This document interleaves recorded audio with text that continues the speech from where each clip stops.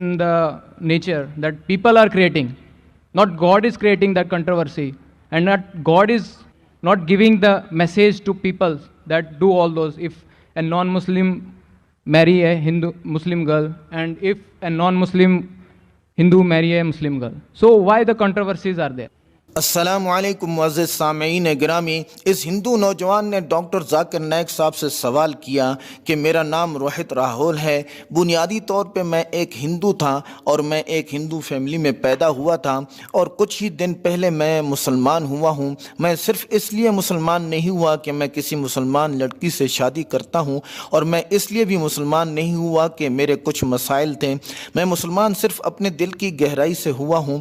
میں آپ سے دوستانہ انداز میں بات کر رہا ہوں، اور میں عربی بھی نہیں جانتا اور نہ ہی سنسکرت جانتا ہوں، کیونکہ میں ایک ہندو بیک گراؤنڈ سے ہوں. اور میں اسلام اس لیے نہیں سیکھ رہا کہ میں صرف کسی مسلمان لڑکی سے شادی کر لوں. اور یہ حقیقت ہے کہ اللہ کوئی تنازع کھڑا نہیں کرتا، بلکہ لوگ ہی اختلاف پیدا کرتے ہیں. تو اللہ تو یہ میسج نہیں دے سکتا کہ اگر کوئی غیر مسلم لڑکا کسی غیر مسلم لڑکی سے شادی کرے، یا کوئی غیر مسلم لڑکی مسلمان لڑکے سے شادی کرے اور خدا کہے کہ یہ غلط ہے.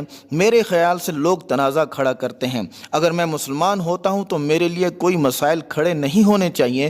مجھے یہ سمجھائیے کہ جب کوئی غیر مسلم لڑکا یا لڑکی کسی مسلمان لڑکے یا لڑکی سے شادی کرتا ہے تو لوگ اتنا بڑا تنازع اور جھگڑا کیوں پیدا کرتے ہیں، جس سے ایک نیا مسلمان شدید پریشان ہوتا ہے؟ یہ مجھے سمجھائیے. مزید ڈسکس کرنے سے پہلے اس ویڈیو کو لائک کریں اور چینل کو سبسکرائب کر کے بیل آئیکن پہ ضرور کلک کریں. جواب میں ڈاکٹر ذاکر نائک صاحب نے فرمایا کہ بھائی میرے آپ نے جتنی باتیں کی ہیں میں ان کا ایک ایک کر کے جواب دیتا ہوں. سب سے پہلے آپ نے کہا کہ مجھے عربی نہیں آتی، تو اس کا جواب یہ ہے کہ عربی سیکھنا کوئی فرض نہیں، اور جنت میں جانے کے لیے بھی عربی زبان سیکھنا ضروری نہیں. آپ اسلام کو کسی بھی زبان میں سیکھ سکتے ہیں.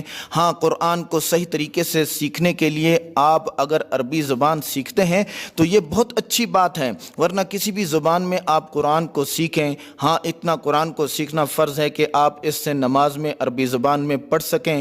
نماز اسلام کا اہم رکن ہے، تو جب آپ اللہ تعالیٰ کی عبادت کرتے ہیں تو آپ کو اصل الفاظ پڑھنا ضروری ہوتے ہیں. اور اگر آپ اردو، ہندی یا کسی اور زبان میں نماز پڑھتے ہیں تو یہ غلط ہے، اور نماز نہیں رہتی، کیونکہ محمد صلی اللہ علیہ وسلم نے کسی اور زبان میں نماز پڑھنا سکھایا ہی نہیں. ہاں، نالج کے لیے آپ قرآن پاک کو کسی بھی زبان میں پڑھ سکتے ہیں. آپ کا دوسرا سوال تھا کہ میں نے اسلام قبول کیا اور تنازع کھڑے ہو گئے، تو یہ تنازع کیوں ہیں؟ آپ نے خود کہا کہ اسلام اور گاڈ یعنی اللہ تعالیٰ کوئی تنازع نہیں سکھاتے، لیکن آپ کا مطلب یہ ہے کہ ہندو آپ کے خلاف ہو گئے نا؟ تو بولا ہاں، ہندو میرے خلاف ہو گئے ہیں. اس کا جواب یوں دوں گا کہ سورہ بقرہ کی آیت نمبر 221 میں لکھا ہے کہ مشرک سے شادی مت کرو جو شرک کرتا ہے، یعنی بت کی پوجا کرتا ہو. تو قرآن میں لکھا ہے کہ مومن چاہے مرد ہو یا عورت ہو کسی مشرک مرد یا عورت سے شادی نہیں کر سکتا. آپ کو شاید اس بارے میں پتہ نہیں تھا. اس کی وجہ میں آپ کو بتاتا ہوں. وجہ اس کی خود اللہ تعالیٰ نے بیان فرمائی ہے کہ ایک عام مومن مرد یا عورت شادی کرنے کے لیے بہتر ہے اس مشرک کافر سے جو بت کی عبادت کرتا ہے. تو جب میاں بیوی میں سے ایک مشرک ہوگا، بت کی پوجا کرے گا، تو مسلمان میاں یا بیوی میں کفر کی تحریک پیدا ہوگی. یہ بات اللہ تعالیٰ نے اسی آیت میں بتا دی کہ اولئک یدعون الی النار واللہ یدعو الی الجنۃ والمغفرہ. تو کافر خامن یا بیوی اپنی عبادت کے وقت میں چرچ یا مندر میں جائیں گے، چاہے میاں بیوی میں سے ایک ہندو ہو یا عیسائی ہو یا یہودی ہو، تو ان کے مسلمان خامن یا بیوی محبت میں کافر ہو جائیں گے، اسلام کو چھوڑ بیٹھیں گے. دنیا میں اس کے بہت سارے واقعات موجود ہیں. کئی عرب لڑکیاں اہل کتاب یعنی عیسائی یا یہودی لڑکے سے شادی کرتی ہیں، اور وہ یہ سمجھتی ہیں کہ یہ اہل کتاب ہیں، اور قرآن میں اہل کتاب سے شادی کی اجازت دی گئی ہے. سورہ مائدہ کی آیت نمبر 5 میں کہ تم ان عورتوں سے شادی کر سکتے ہو جو اہل کتاب میں سے ہیں. ان سے شادی کی اس وقت اجازت ہوگی جب یہ 3 شرطیں ان میں پائی جائیں گی. ان میں سب سے پہلے خفیہ گندے تعلقات نہ ہوں، دوسرے وہ پاک دامن ہوں یعنی برائی نہ کرتی ہوں، زنا نہ کرتی ہوں. کیا آج کے اہل کتاب پاک دامن ہے؟ نہیں. تیسرے وہ مشرک نہ ہوں. کیا آج کے اہل کتاب مشرک نہیں بلکہ مشرک ہیں، بلکہ کھلم کھلا شرک کرتے ہیں. لہٰذا اہل کتاب سے بھی شادی کرنا حرام ہے۔ اگر ان میں یہ 3 شرطیں پائی جاتی ہوں تو جائز ہوگا۔ قرآن کا حکم ہے۔ آج بائبل کو کوئی بھی نہیں مانتا کہ یہ 100% اللہ کا کلام ہے، اور ویداس کے بارے میں بھی کوئی نہیں کہہ سکتا کہ یہ اللہ تعالیٰ کا کلام ہے۔ ہاں، جو باتیں قرآن سے میل کھاتی ہیں، بائبل میں لکھی ہوئی ہیں، ہم کہہ سکتے ہیں کہ یہ اللہ تعالیٰ کا کلام ہے، اور کوئی یہ نہیں کہہ سکتا کہ قرآن اللہ تعالیٰ کا کلام نہیں۔ اور جتنی بھی کتابیں مذہبی موجود ہیں، ان سب میں یہ لکھا ہوا ہے کہ اللہ ایک ہے۔ باقی اختلاف کو کل ڈسکس کریں گے، پہلے سارے کے سارے اس بات پہ تو آؤ، کتابوں میں لکھا ہوا ہے کہ اللہ تعالیٰ کی کوئی تصویر نہیں، اس کا کوئی شریک نہیں، اس کی کوئی مورتی نہیں۔ اسی طرح ویداس، بائبل اور قرآن کہتے ہیں کہ لاسٹ اینڈ فائنل میسنجر محمد صلی اللہ علیہ وسلم ہیں۔ تو ہندو لوگ اپنی کتابوں کو پڑھتے بھی نہیں اور فالو بھی نہیں کرتے، اسی وجہ سے وہ آپ سے تنازع کرتے ہیں۔ اگر وہ خدا کو ایک مانے جیسا کہ ان کی کتابوں میں لکھا ہوا ہے، اور اگر وہ محمد صلی اللہ علیہ وسلم کو آخری پیغمبر مانے، تو وہ آپ سے تنازع کیوں کریں گے؟ غیر مسلموں سے شادی کے بارے میں آپ سے مزید کچھ باتیں عرض کی جا رہی ہیں۔ ایک کالم نگار اپنے درد بھری کہانیاں یوں سناتے ہیں کہ مسلم لڑکیاں ارتداد کے دہانے پر انڈیا کے مختلف علاقوں سے یہ روح فرساں خبریں مسلسل آ رہی ہیں کہ مسلمان لڑکیاں غیر مسلم لڑکوں سے شادی کر رہی ہیں اور اپنا دین و ایمان اور زمین و حیا بیچ کر اپنے خاندان اور اپنے سماج اور معاشرے پر بدنامی کا داغ لگا رہی ہیں۔ اس طرح کے اکا دکا واقعات پہلے بھی پیش آتے رہے ہیں، لیکن ادھر چند برسوں سے باضابطہ پلاننگ کے تحت مسلم لڑکیوں کو جال میں پھنسایا جا رہا ہے، اور آئے دن ان لڑکیوں کی تعداد بڑھ رہی ہے جو بے حیائی کے راستے پر بڑھتے ہوئے ارتداد تک پہنچ رہی ہے۔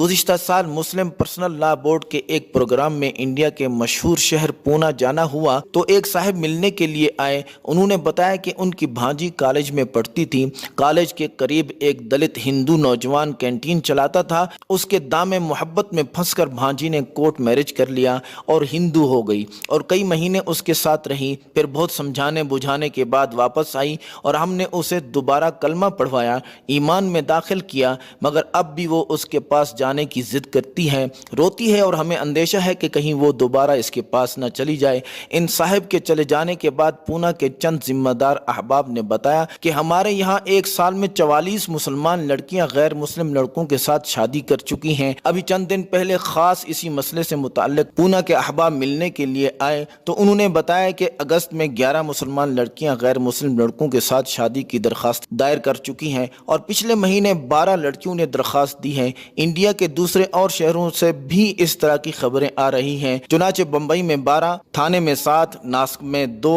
اور امراوتی میں 2 لڑکیوں نے شادی کی درخواست دائر کی۔ یہ بات بھی ذہن میں رہنی چاہیے کہ صرف انڈیا میں ہی نہیں ایسے واقعات ہو رہے، بلکہ ملک کے مختلف ریاستوں سے برابر خبریں موصول ہو رہی ہیں۔ کالم نگار فرماتے ہیں کہ اگست کے وسط میں بھوپال میں جانا ہوا تھا، وہاں مسلم پرسنل لا بورڈ کی اصلاح معاشرہ کمیٹی برائے خواتین کے ذمہ دار بہنوں نے بتایا کہ بھوپال کی گنجان مسلم آبادی والے علاقے میں اس طرح کے بہت سارے واقعات ہو چکے ہیں، اور صرف غیر شادی شدہ لڑکیاں ہی نہیں، شادی شدہ عورتیں بھی اپنے شوہروں اور بچوں کو چھوڑ کر غیر مسلموں کے ساتھ چلی جاتی ہیں۔ دہلی سے ملی اطلاعات کے مطابق جھونپڑ پٹی والے علاقے میں بسنے والی مسلمان لڑکیاں فرقہ پرست عناصر کی اس منصوبہ بند سازش کا لقمہ تر بنی ہوئی ہیں۔